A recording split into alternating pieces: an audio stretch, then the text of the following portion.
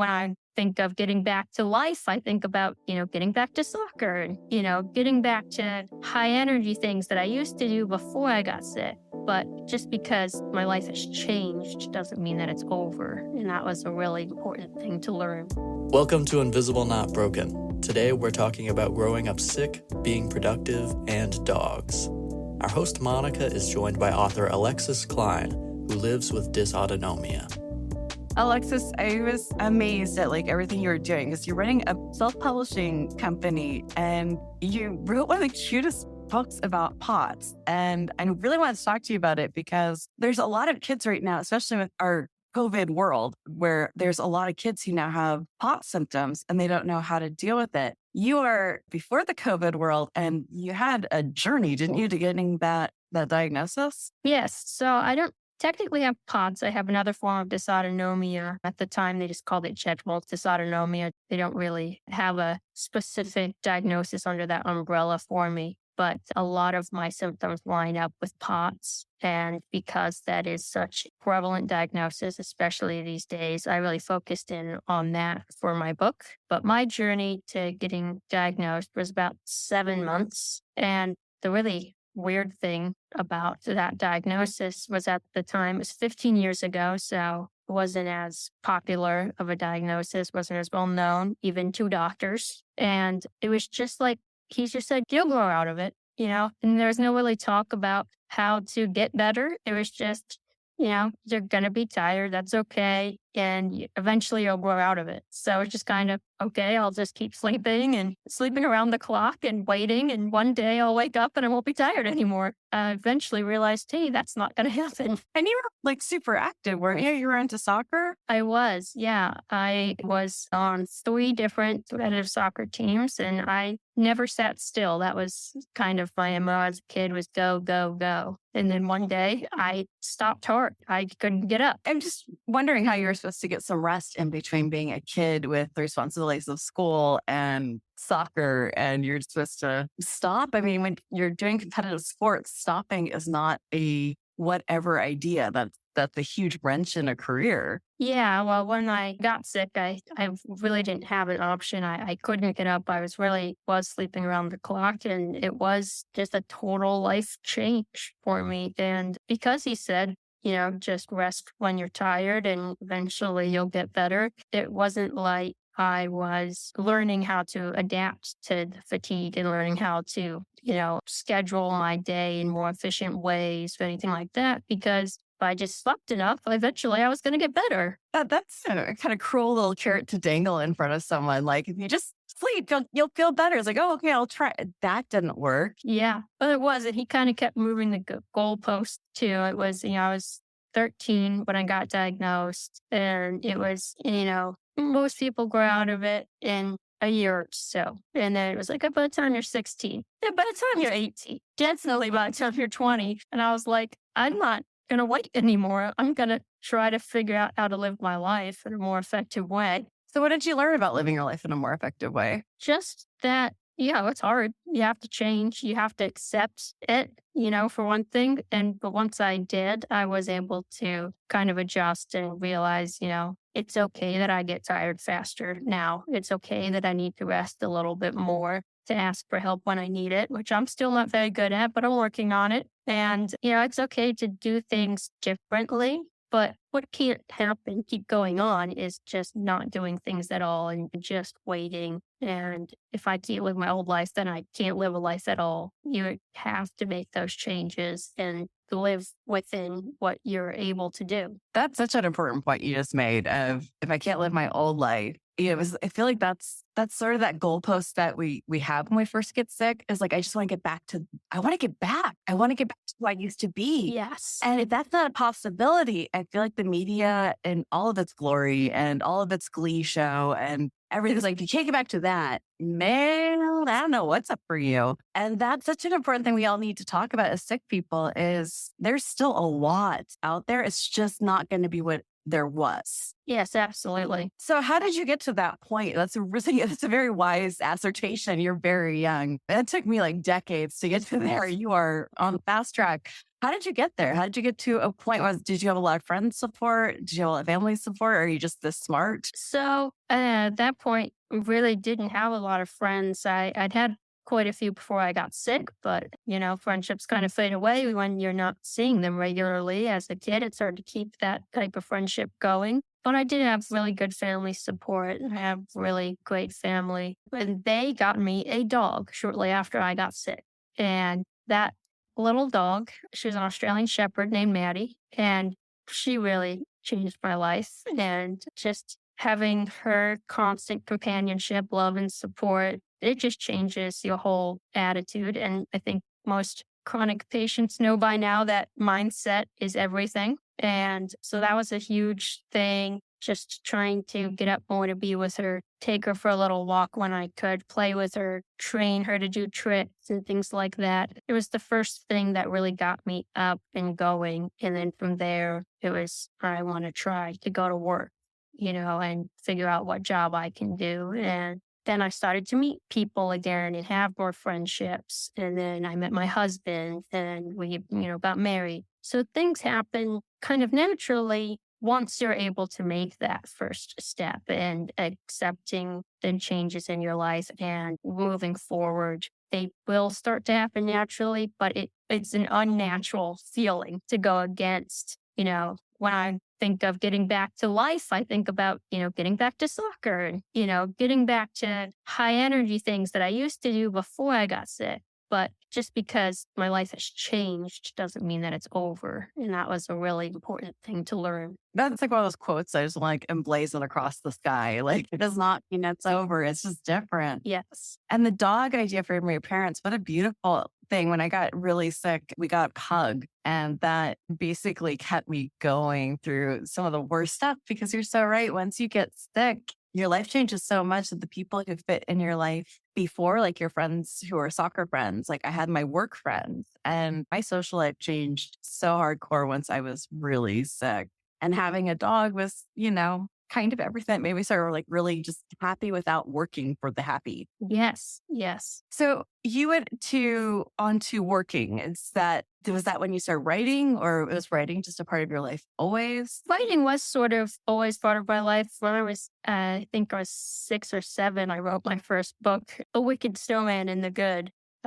Such a treasure, that one. But I always enjoyed writing, especially creative writing. I had blogs here and there, did some freelance work. But when I went to work actually at a fairly physical job at an amusement park. And that's where I met my husband. The physical and long hours didn't work for me very long term. So shortly after we got married, I actually ended up having to leave the workforce because it was just too much for my body. And that's when I really started focusing on writing. And when did you decide to write this book? And tell me a lot about this book, because I think it's going to be a really helpful one. I know of a whole bunch of kids right now who have thoughts, who are like teenagers and are trying to figure out what this all means, what being sick means. I know, like, even back when I was a kid, there was no one talking about sick kids unless we're talking like, Little Women and tuberculosis. Like, there is no roadmap for how to be a sick teenager unless you were going to die in a Victorian nightgown. There just was nothing. Yes. How does this roadmap work? What are some of the things you want people to know? What are some of the things that your family did that worked and didn't work for you? Oh, well, I was pretty lucky because I was homeschooled. So not having to worry about the falling behind in school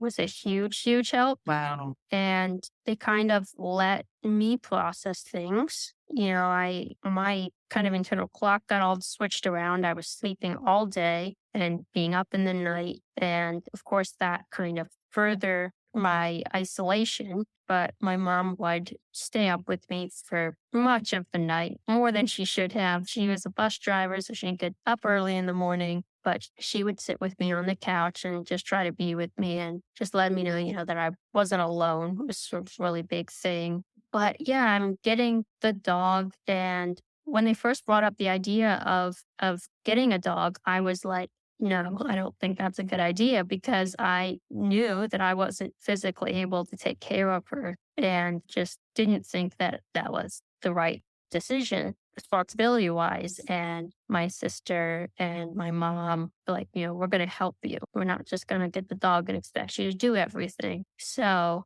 they convinced me that was going to be okay. And like I said, that was really a life changer for me, was getting the dog in my life. And so, yeah, that is kind of the big story in the book. I wrote the book and dedicated it to Maddie. And it is about a young girl, soccer player, who develops POTS and just her whole life changes. She doesn't know what to do. And they adopt this dog, Compass. And Compass kind of helps her with all of those emotional things and teaching her how to adjust to life. And that just because it's different doesn't mean it's over. Teaches her to keep going and just kind of adjust your outlook on things. And for her, she loves soccer. That was her whole passion. So she ends up becoming a coach. And so she has to be less physical, can't run around on the field quite the same, but she can still help share what she knows about the game with the younger kids and help them learn how to develop and play the game. That's amazing because it goes back to what you just said, which is it's not going to be the same, but it's going to be still, it's just going to be different. Yeah. I love that. So how did you end up writing this book? Like, did you sit down with an idea and just start working on Microsoft Word, or how did you get the, like, it's so hard to think about, like, I'm going to write a book and then like, what do I do next? Yeah. So I know a lot of writers have a lot of different processes, and usually the first step is try an outline. It did not work like that for me. I was thinking about Maddie one day. It was a little bit after she had passed away, and I was thinking about her and just the impact that she had on my life. And I thought, I'm going to write a book for her. And it just all kind of came into my head at once. And I sat down with a notebook first and I wrote it out. And when I felt like the story was pretty much done, I put it on to a Word document and edited it, lengthened it, and refined the story. But yeah, it just all kind of came to me at once. Is it an illustrated book or is it? No, it isn't. I saw the cover and the cover was so cute. I was like, oh, is this like all the way through? Or No, just the cover. and how are you handling to get the word out on a book is exhausting. Managing things because it's very hard to say no when it's your own project. How are you protecting your health? Are you able to, or is this a new set of rules for you to learn?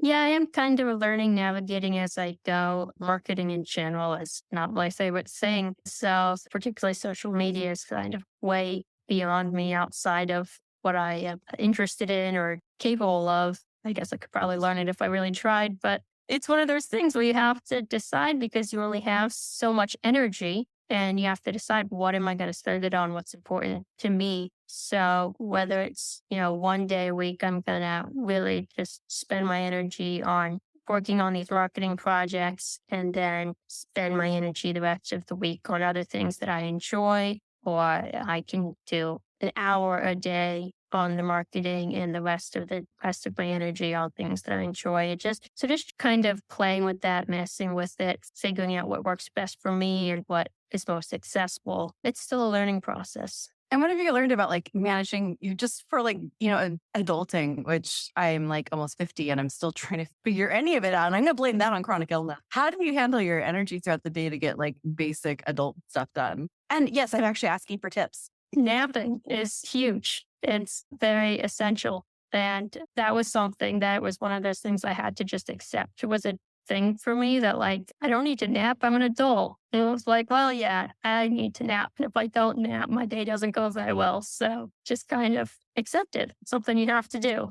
So I take a nap every day. And that's a huge thing. And, it sounds over repeated, but a healthy diet and lots of water is so important. Whenever I'm dehydrated, I notice it drastically. So staying hydrated is super important. One of the biggest life changers for me staying on my feet has been compression socks. My blood pooling is so bad. I won't last 15 minutes if I don't have them on. So that's been a huge thing. You have a favorite brand? Doc Real Sports. Good to know. Thank you. I like that. I do like that our advice for everything besides the socks has been like, be a cat is what I'm hearing. It's like, just nap all day, have some good food, some good water, and just feel the bed. Be at one with the bed. Yeah, I try to be a little more active than that if I can. But when you need to be, that's, you you got to accept it. I'm But hearing what I want to hear here. And what I'm hearing is get one with the bed with the cats.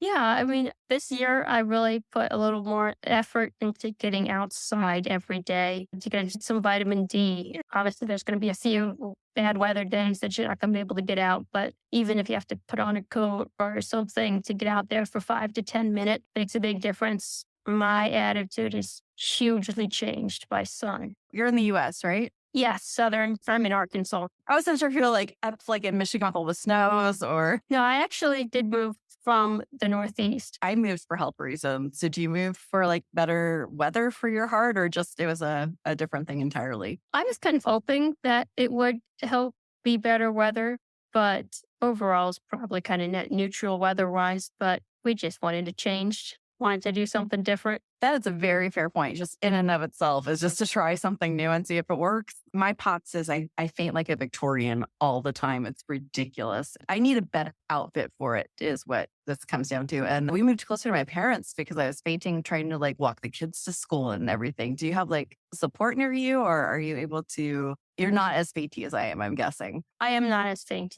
Like I said, I don't quite have POTS, don't quite meet the mark on the tachycardia marks. So I fall down, but I don't black out. But we moved away from most of our support system. Just thanks for helping us. We're out of here. No, I mean, like I said, we wanted to do something different. So I still have my husband with me, obviously, but we didn't know anybody out here in the area. So we got plugged into a church and we're making a new support system. But no, when we came out here, it was just the two of us figuring things out. I mean, marriage, right? Yeah, exactly. So if I'm understanding correctly, you are dealing with them. You don't really have a diagnosis on a lot of stuff. Is that right? It's just, you feel like there's something wrong. And I'm asking this because it's a huge issue for a lot of people. I went through like 25 years with the wrong diagnosis. Oh, Trying to get the right diagnosis was exhausting and it just left me feeling crazy. Like, am I exaggerating symptoms? Am I remembering that right? Did I remember this was how it went? And there's lots of gaslighting that I was experiencing with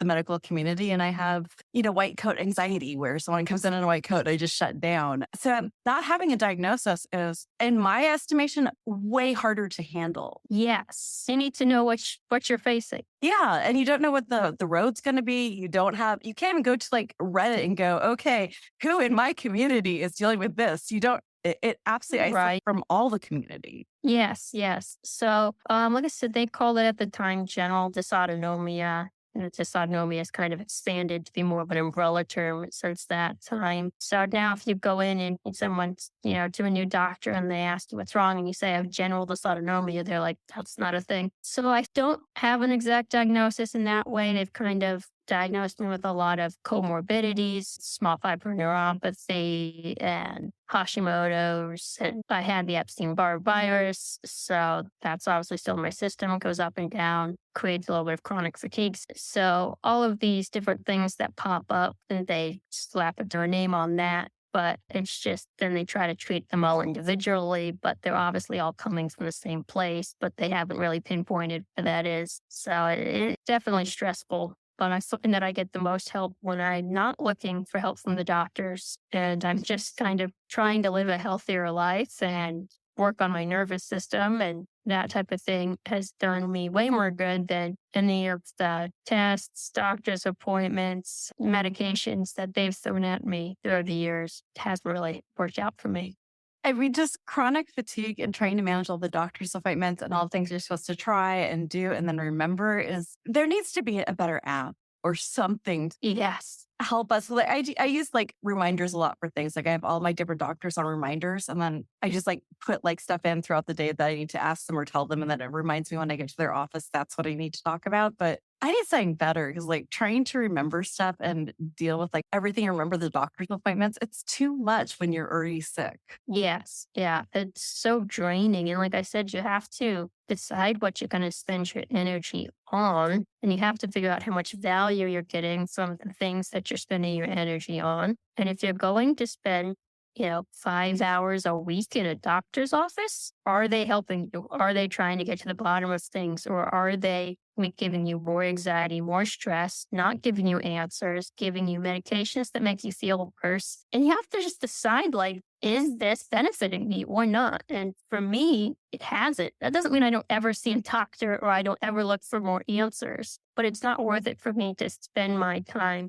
going from doctor to doctor to doctor to doctor and trying different things and wasting all of my energy and my money that, things that are at a premium with the chronic illness community. Welcome to the United States. So, yeah, it's definitely one of those things that you just have to figure out if it's worth it for you. So what's worth it for you? What you had an ideal world would you be spending your energy on? But in an ideal world, I would probably still be playing soccer. But, I do love to work. Leaving the workforce was very hard for me. I'd love to, be out working. I like physical labor. I like to be active and be outside and just do anything active, really. But that is not even an option for me on a good day. So, writing is something certainly that I enjoy, and spending time with my husband and playing fantasy football takes up more time of my life than it probably should. Photography, moving out here, we've gotten a lot of wildlife around us. I'm able to do wildlife photography without going very far, which is really nice. I really enjoy that. And when you're doing wildlife photography, it's mostly being as still as possible and sitting down, right? Right. So that works well for me. And my wildlife photography right now, as you can hear my wolf barking in the background and my little obscenely weird strange hamster pug and the chicken, if that's and the cats. That's what I can get in. What do you have around your area? We have some deer, and we had a baby skunk in our yard the other day, which they're really cute. They're not threatening you. Skunks are adorable. They're the cutest little things. I mean, they smell like hell, but they're adorable. They're so cute. Yeah. So as long as they're a safe distance away, that's fun. We'll just have a lot of birds here that are different, obviously, from the region of the country I was from before. A lot of different woodpeckers, and I love bluebirds. I had bluebirds up north too, but I love them, and we have them in abundance here, and hummingbirds and all kinds of things. Something new every day. Yes. Well, thank you so much for your time. I do have one final question for you. I ask everyone. It's a very strange one, but it's my favorite one. Do you have anything that you bought for under $100 that just really has made your life easier? I have to thank Tim Ferriss for that question, but it's just one of my favorite questions because it's like there's always just some random thing that makes things better. And while you're thinking about it, one of my favorite things that I'm not sponsored was the Sealy mattress cover, and it's a heater. So it's a full body heater. It's amazing. That sounds very nice. Oh my God, when you have sword muscle, it's everything. Yeah, I would have to go back to the compression socks. Like I said, they've just totally changed my life. That's absolutely amazing. Thank you so much. If you would like to check out the book, we're going to have links directly on our show notes. And everyone, keep an eye out for, hopefully, Tinu's going to be coming on very soon. So be kind, be gentle, and be a badass. Thank you for joining us today. To find out more about today's episode, including show notes, transcripts, and more, please visit invisiblenotbroken.com. Please rate and review us on Apple Podcasts, Spotify, or wherever you listen to podcasts. You can also support this show by heading over to our Patreon or by sharing these episodes. We are not advertising, and our growth is thanks to you listeners. Thank you to our hosts Monica and Alexis for a wonderful discussion. This episode was edited by me, Luke Spine. Last but not least, be kind, be gentle, and be badass.